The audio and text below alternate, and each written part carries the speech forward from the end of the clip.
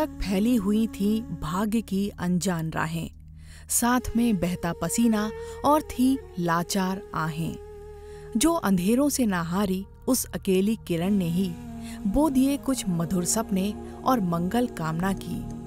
दीप कोई जल गया तो रोशनी की याचना की।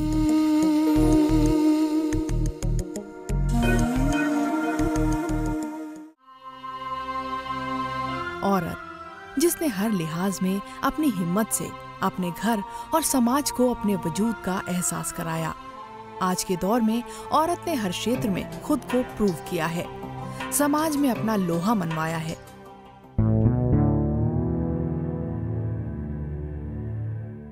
कुछ ऐसा ही दृश्य है उत्तराखंड के गांव सेंदुर का।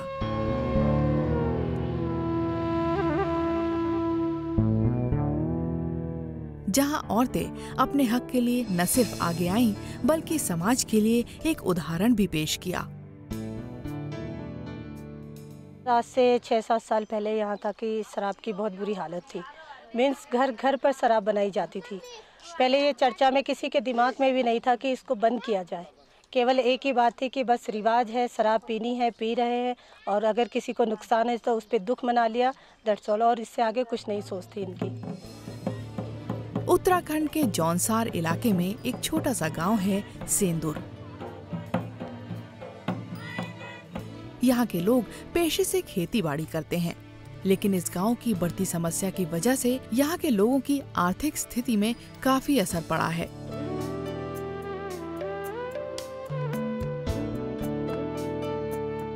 जिसमें कच्ची शराब का सेवन, जुआ खेलना, पारिवारिक हिंसा अहम समस्याएं थीं। पुरुष सुबह शराब पी रहा है। अब नेचुरली अगर शराब पुरुष पी के सोया रहेगा तो उसके तो सारे दिन भर के काम बंद है।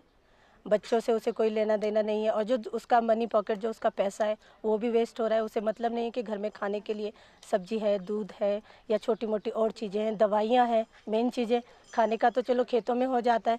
अगर खांसी है, बच्चे को बुखार है, तो उसे कोई मतलब नहीं है। शराब से तो परेशानियाँ बहुत सी हैं।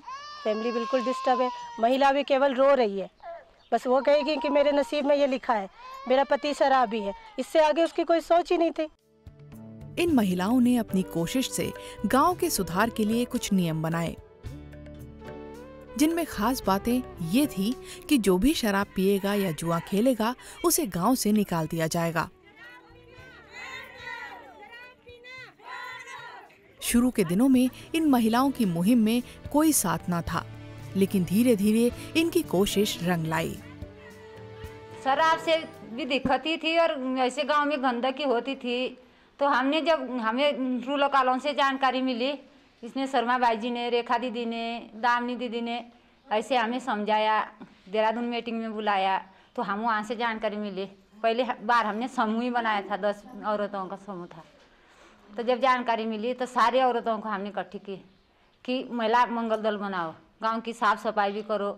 जैसे टीचरों की कमी होती, वहाँ भी सारा महिला मंगल दल जाएंगे, गांव की साफ सफाई भी करेंगे, पानियों की साफ सफाई भी करेंगे। तो जब हमें रूलक से जानकारी मिली तभी हमने सब काम कर सका।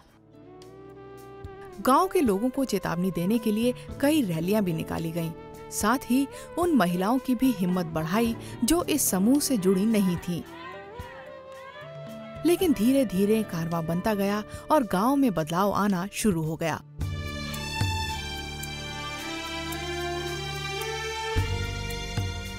बदलाव बहुत कुछ आया। इनके घरेलू रहन सहन में बदलाव आया है।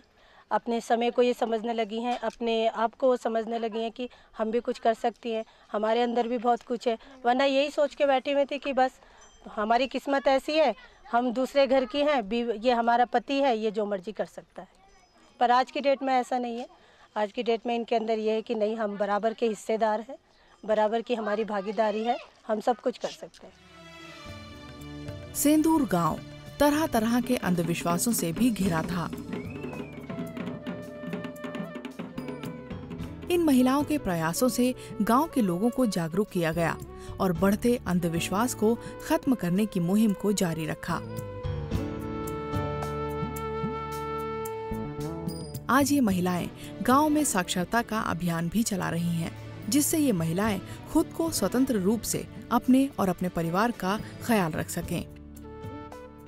इससे पहले सर हम जब समूह में आई तो हमने देखा कि ये ठीक से बहुत कुछ समझ नहीं पाती थी। जैसे हमने बोला कि खाता नंबर, तो खाता नंबर क्या है तो इनको पता नहीं है कि खाता नंबर क्या है। बैंक में हमने कोई नंबर, तारीख, दिनांक या टोटल कितना हुआ, उंगलियों में तो ये कर लेती है, लेकिन वैसे अंकों का जैसे इनको ज्ञान नहीं था।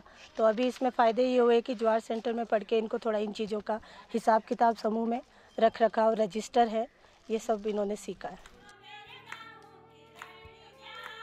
सेंदूर गांव की महिलाओं ने अपनी हिम्मत और हौसले को जिस तरह कायम रखा, ये समाज के लिए एक शिक्षा है, खासतौर से उन महिलाओं के लिए जो खुद को लाचार समझती हैं।